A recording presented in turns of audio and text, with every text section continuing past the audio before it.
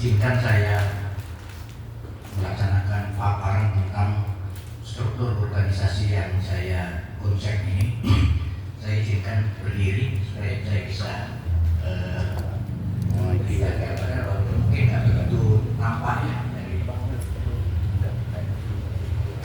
sore itu kan negara dulu lagi. Baik, ini untuk yang pertama pelindung Bapak Lurah, Bapak RT 06, Bapak RT 3 dan Bapak RT 4. Kemudian untuk penasehat satu Bapak Haji Sugiarto, Bapak Jenan, Bapak Unang dan Bapak Hamid. Kemudian ketua saya sendiri, wakil ketua Bapak Lulu Dwi Susiko, kemudian sekretaris Bapak Wawan Gunawan dan Bapak Ustadz Mustafa. Lalu bendahara Bapak Adi Waryanto dengan Bapak Sugiman. Lalu kepala bidang dakwah Bapak Ustadz Sutrisno,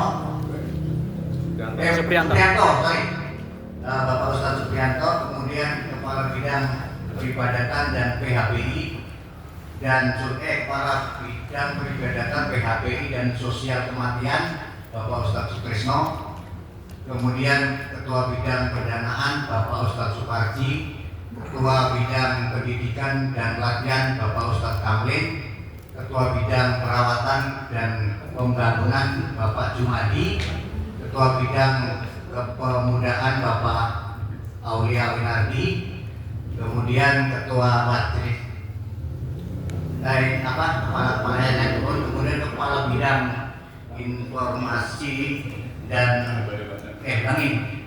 ketua bidang infak dan sodakoh Bapak Haji Kamal, ketua bidang keamanan dan ketertiban Bapak Woyo, belum datang ya, ketua bidang kebersihan dan marbot dan logistik Bapak Sukimin, ketua bidang sosial Bapak Kaderisman, dan ketua bidang humas dokumentasi dan informasi Bapak dan IT Bapak Dayak.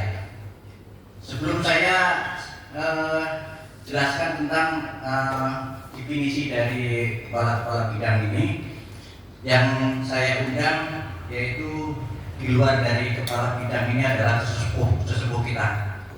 Yang pertama Bapak Haji Burhanuddin dan Pak Haji Sukiman. Satu lagi Pak Kuswanto, tapi beliau ada halangan. Tujuannya kemudian dari perwakilan dari pemuda Bapak Unin dan Pak Yudi ini untuk bisa mengawal kita semua dalam perjalanan nanti, sehingga apabila kita ada yang kurang pas, mungkin beliau ini yang untuk bisa mengingatkan kita semua. Baik, pertama, kenapa saya tunjuk Bapak Lulu Dwi Susilo sebagai sebagai wakil ketua ya? Karena saya mempunyai pertimbangan bahwa Pak Lulu ini menjadi salah satu perwakilan dari keluarga yang mewakafkan, representasi dari keluarga yang mewakafkan, sehingga kalau saya Pak Jenan yang saya tunjuk sepertinya beliau tidak siap atau parlemen, sehingga saya tunjuk Pak Guru, dan ini pun juga sudah menjadi saya berkonsultasi dengan para penasihat. Yang pertama pertimbangan saya ini. Kemudian untuk sekretaris Pak Wawan dan Pak Mustafa saya sesuaikan dengan ya yang ada hubungannya dengan ketik-mengetik lah ya. Kemudian bendahara Pak Yanto, sebenarnya dikenal Pak Yanto aja, nama lengkapnya Pak Adi Waryanto dengan Pak Sugiman. Tujuannya supaya bisa kolaborasi antara Pak Yanto dengan dengan Pak Sugiman ini kan lebih banyak di rumah ya, jika nanti saya harap untuk bisa berkoordinasi lebih intensif ya. Kemudian ketua bidang dakwah dan peribadatan ini saya pisah. Layaknya itu memang satu orang itu menjabat dua jabatan itu ya, tapi karena saya dengan pertimbangan beberapa pertimbangan sehingga itu saya bagi dua, yang tupoksinya sudah bisa kita pisahkan. Jadi ketua bidang dakwah ini Pak Ustaz Supriyanto ini lebih ke eksekusi tentang dakwah, kemudian siar Islam yang memimpin kaitan dengan masalah dakwah lah ya untuk Pak Supriyanto. Kemudian Pak Ustaz Sutrisno ini lebih ke pengaturan yang misalnya yang mingguan itu khotib hari Jumat itu urusannya nanti yang atur Pak Ustaz Sutrisno, termasuk pengaturan nanti secara mendetail saya akan tuangkan di dalam tupoksi, tapi ini secara gambaran saja sehingga selalu harus bisa berkoordinasi antara dua orang ini, karena memang seharusnya dijabat satu orang sebagai dua, sehingga ini saya harapkan bisa berkoordinasi dengan baik. Tidak mungkin saya balik karena kondisinya yang memungkinkan ini. Tidak mungkin Pak Ustaz Supriyanto menjadi menjadi peribadatan, karena tidak kondisi yang lebih banyak di rumah Pak Trisno. Mungkin lebih banyak ngurusin masuk persoalan-persoalan yang menyangkut dengan lalu lalangnya kegiatan masjid itu Pak Trisno ya. Anggap aja lah itu sebagai sekjen lah ya, mungkin lebih banyak Pak Trisno ya. Kemudian ketua bidang pendanaan, sepertinya cocok juga kalau Pak Parji itu ketua bidang pendanaan, karena memang sudah membuktikan gitu ya, signifikan sekali ketika langsung dipegang oleh Pak Parji, sehingga menurut saya agak tepat, walaupun agak gede-gede kepalanya ya, tapi pokoknya bagian nyari-nyari donatur. ya. Kemudian bidang pendidikan dan latihan ini lebih ke Pak Ustadz Kamil, karena beliau ini lebih menguasai tentang pendidikan yang kaitan mungkin masalah baca Al-Quran, kemudian mengatur tentang masalah anak-anak pengajian itu nanti Pak Ustadz Kamil ini memang sesuai dengan bidangnya. Kemudian ketua bidang perawatan dan pembangunan sudah tidak asing lagi, ini memang Pak Jumadi ya, saya sesuaikan. Untuk kemudian ketua bidang kepemudaan ini Pak RT Aulia, karena saya ini memang lebih agak dekat dengan anak-anak muda karena sudah dites di RT 4 itu memang lumayan dekat dengan anak muda, sehingga sepertinya punya daya tarik tersendiri Pak. Jadi tambah muda. Iya, tambah muda. Cuma saya harap nanti kalau ada yang baru tidak banyak terburu gitu. Nah itu yang saya menjadi kekhawatiran. Kemudian ketua bidang informasi, ketua bidang impak dan sodakoh ini Bapak Haji Kamal. Saya sesuaikan. Kemudian ketua bidang keamanan dan ketertiban Pak Poyo, ini ya mendekati lah cukup. Ketua bidang kebersihan markot dan logistik Bapak Sugimin, memang mudah urusannya ya, jadi saya sesuaikan. Ketua bidang sosial Bapak Kadarusman, ketua bidang humas, dokumentasi, informasi dan IT ini Pak Dayat, jadi masalah termasuk humas pemerintahan itu nanti Pak Dayat. Baik, ini saya beri nama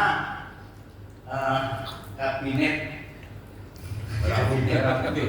Putih merah. Kreatif dan kolaboratif. Ini pengurus DKM kreatif dan kolaboratif.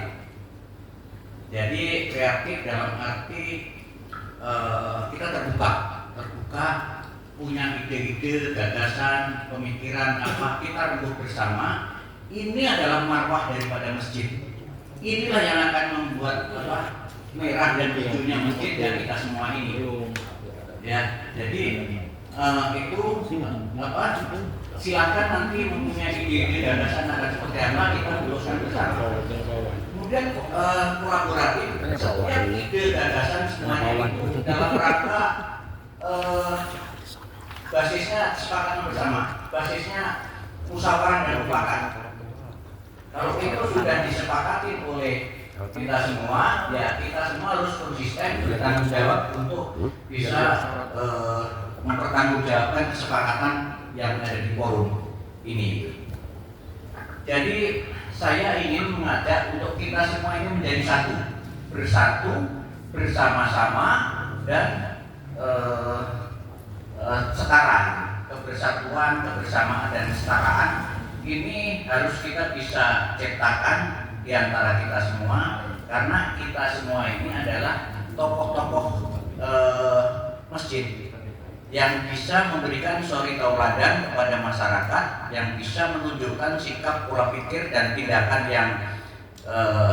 yang baik menjadi contoh kepada masyarakat yang kita ini. Jangan sampai kita semua diantaranya kemudian ada masalah di dalamnya. Saya ingin untuk masa lalu kita tinggalkan, kita tutup buku masa lalu, tapi kita buka lembaran baru.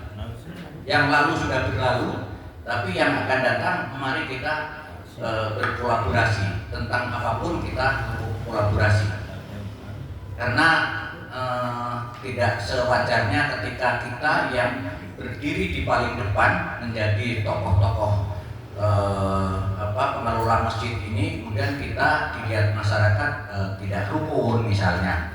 Ini tidak kita kehendaki. Saya berharap untuk kita betul-betul berkonsolidasi untuk membenahi tentang prinsip dari kolaborasi dan kreatif ini. Jadi ini adalah prinsip dasar kita. Kita harus bersama-sama untuk menjadi fondasi dari kepengurusan masjid ini. Jangan nanti sampai hal-hal yang kecil kita jadikan masalah yang besar. Yang besar kita kecilkan, yang kecil kita hilangkan. Saya akan lebih komunikatif, insya Allah. Ingatkan saya kalau saya kurang atau salah. Kalau ada masalah, mari kita rembuk bersama.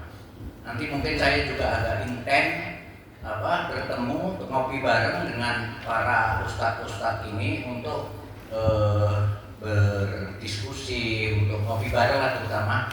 Mungkin kalau kita sering berkomunikasi, insya Allah kita akan lebih damai, lebih rukun, karena prinsip kita adalah kebersatuan.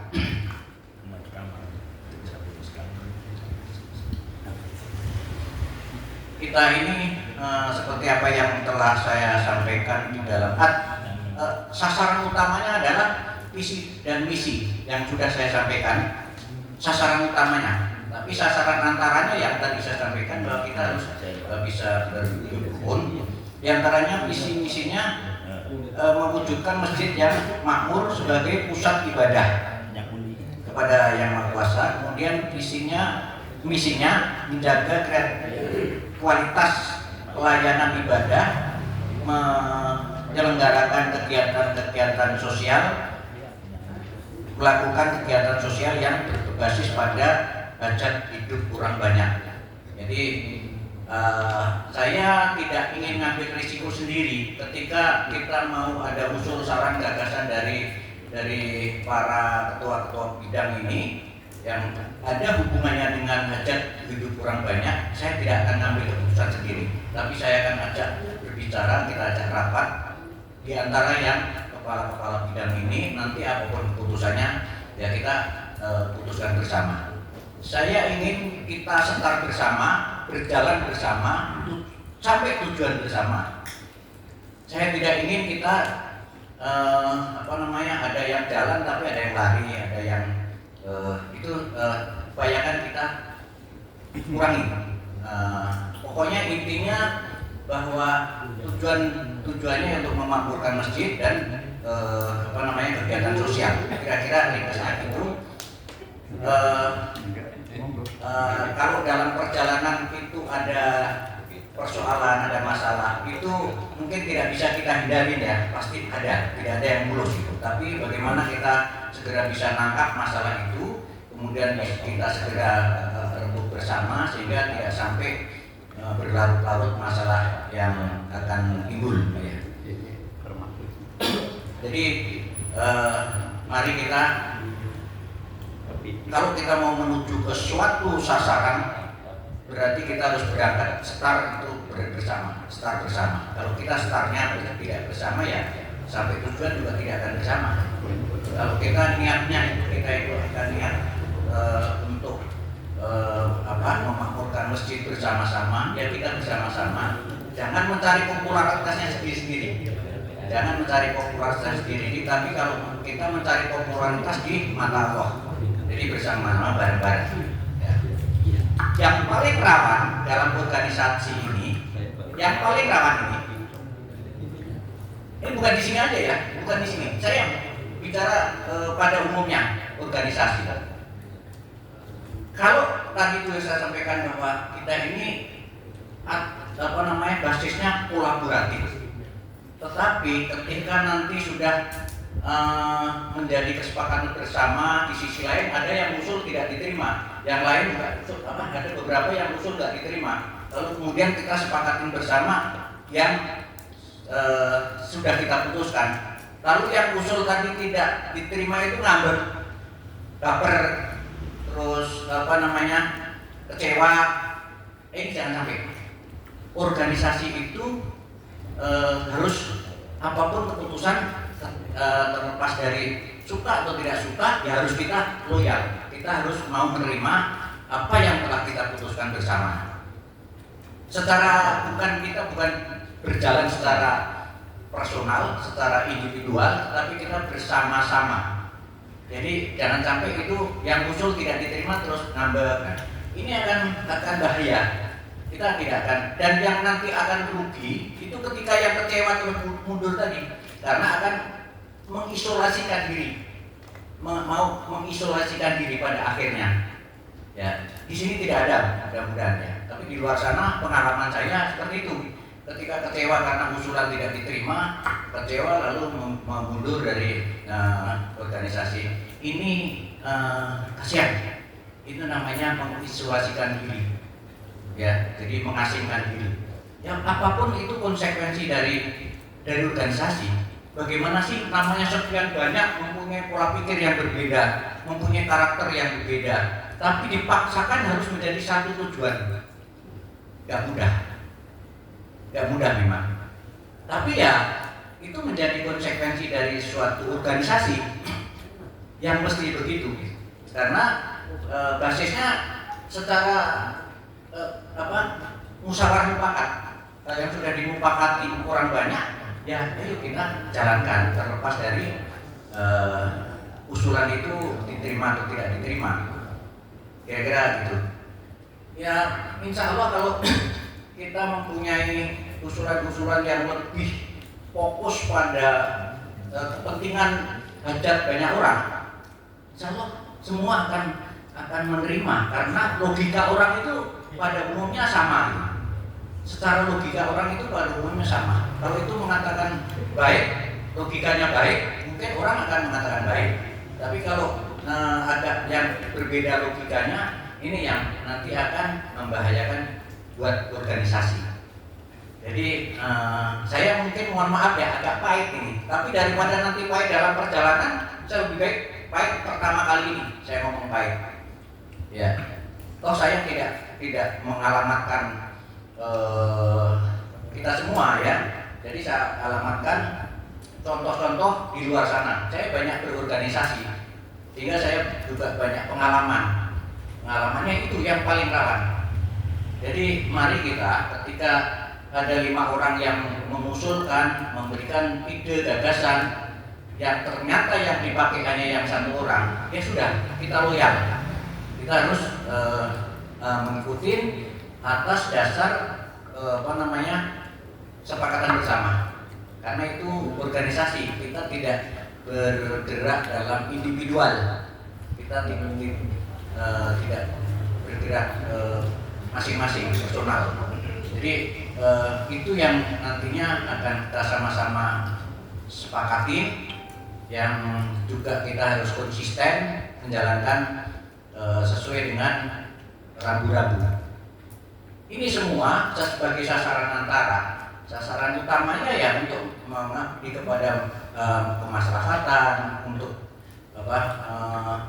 beribadah kepada Allah Subhanahu wa taala, itu sasaran utamanya, untuk meningkatkan keimanan dan ketakwaan kepada Allah Subhanahu wa taala, itu sasaran utamanya. Tetapi sasaran antaranya ya di antara kita ini yang bisa menjadi rohnya masjid, yang menjadi marwah masjid, masing-masing harus bisa mengurangi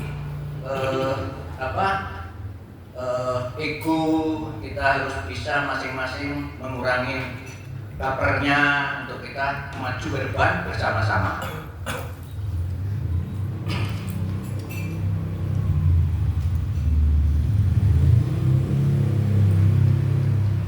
Kemudian untuk masalah-masalah ulangi, selain itu kita masing-masing bisa, itu pasti bisa ketika kita memang mempunyai niat untuk membangun integritasnya masing-masing pribadi. Itu dulu, kita membangun integritasnya masing-masing pribadi. Setelah itu baru kolaboratif di antara kita semua. Selama kita di dalam pola pikir, perilaku, tindakan itu di mata masyarakat itu kita tidak berbuat hal-hal yang tercela, terus kita bisa menunjukkan bahwa kita konsisten, adil, dan lain sebagainya, insya Allah kita akan dianggap bahwa kita itu baik, integritasnya baik gitu. Karena jangan sampai ada di seseorang itu yang memang aslinya emas. Kalau memang aslinya emas, ditanam di lumpur 7 tahun pun juga diambil tetap emas. Tapi kalau kita hanya berpura-pura menjadi emas, tapi aslinya sebenarnya perak, ya akan ketemu lagi nanti bahwa itu ternyata perak gitu kira-kira. Itulah integritas ya. Jadi saya mohon untuk kita sama-sama, untuk bisa menciptakan integritas kita masing-masing, sehingga kita akan menjadi contoh dan teladan kepada masyarakat sekitar kita. Tidak mudah, tapi upaya, kita berupaya. Kita tidak mudah tapi berupaya. Di antaranya integritas ya, kalau integritas dalam tim, di antaranya masalah keuangan, keterbukaan keuangan. Ini nanti akan kita sajikan, saya selalu akan berkoordinasi dengan bendahara nanti, agar kita betul-betul 1000 perak itu pun juga harus diperhitungkan. Jangan sampai menguap keuangan, karena ini menyangkut dengan yang punya alam ini nih. Kalau kita berani walaupun 1000 perak, ya itu kita sama-sama harus betul-betul saling menjaga semuanya. Saya akan lebih konsisten ketika bicara tentang keuangan. Ini yang nanti akan membahayakan buat organisasi ya. Mari kita sama-sama pertanggungjawabkan keuangan ini, untuk sama-sama kita kontrol dan kita selalu berkoordinasi dengan bendahara. Sekali lagi saya mohon maaf kalau hari ini saya ngomong pahit, karena tujuan saya baik. Tujuan saya untuk kedepannya lebih jeli, teliti, dan berintegritas. Nanti mungkin saya hanya tinggal kontrol aja. Ya sekali ini saya agak bicara sedikit pahit ya. Kemudian itu untuk sementara. Kemudian masalah kegiatan-kegiatan yang akan kita laksanakan dan program jangka pendeknya, nanti mungkin saya dilakukan sesuai dengan janji saya. Ini mungkin tidak lagi saya lemparkan lagi ke jemaah untuk meminta kesepakatan, karena di dalam visi dan misi saya sudah saya sampaikan untuk perbaikan ruang tidur Pak Sunan. Itu nanti tinggal pelaksanaan saja. Mohon izin saya tidak lagi meminta pendapat, karena ini saya sampaikan di forum waktu menyampaikan visi misi. Itu September awal, setelah Agustusnya selesai, September awal kita realisasikan itu. Ya nanti kita lihat sama-sama, baik itu Pak Jumadi sebagai bagian beliau, kemudian mungkin Bapak Ustadz Tresno, Pak Supri, Pak Yarto mungkin nanti berkenan untuk juga Pak Guru sebagai wakil. Nanti kita lihatlah sana, nanti akan bagaimanakan soal perbaikan itu, nanti lihat kondisi. Kemudian yang kedua, mungkin nanti setelah ini juga kita akan rapat secara umum ya, termasuk pengurus yang lainnya ini ya, di masjid ya, nanti mungkin di atas di sana, mungkin ya akhir-akhir bulan September lah. Kalau sudah ini setelah apa namanya, Maulid Nabi ya, setelah itu selesai. Kemudian pembentukan remaja masjid juga nanti setelah turun Nabi kita bersama-sama untuk merealisasikan itu, supaya kita mudah-mudahan itu bisa terlaksana. Pertama ya mohon izin Pak RT Aulia, nanti mungkin bisa dipersiapkan siapa-siapa kita undang pertama kali di masjid atas sana, baru nanti mungkin dibentuk ketua pemuda remaja masjid ini, yang kira-kira manalah dengan pertimbangannya nanti di bawah bimbingan Pak Aulia. Tapi saya selaku ketua DKM terlibat dari semua bagian. Jadi koordinasinya dengan saya, karena keputusan yang ada di ketua bidang ini akan dipertanggungjawabkan kepada ketua. Jadi semua harus bertanggung jawab saya, sehingga selalu berkoordinasi dengan saya. Ya, yang paling penting itu yang sebenarnya koordinasi di lapangan di dalam pelaksanaan ya sehari-hari di lingkungan kita ini. Cuman saya ingin juga fleksibel ya. Saya sih pengennya agak fleksibel, dikondisikan, kondisional lah. Seperti halnya tadi itu, karena di sini ada rapat ya, kepentingannya umum gitu. Kepentingannya ini mengatur kepada kepentingan banyak orang.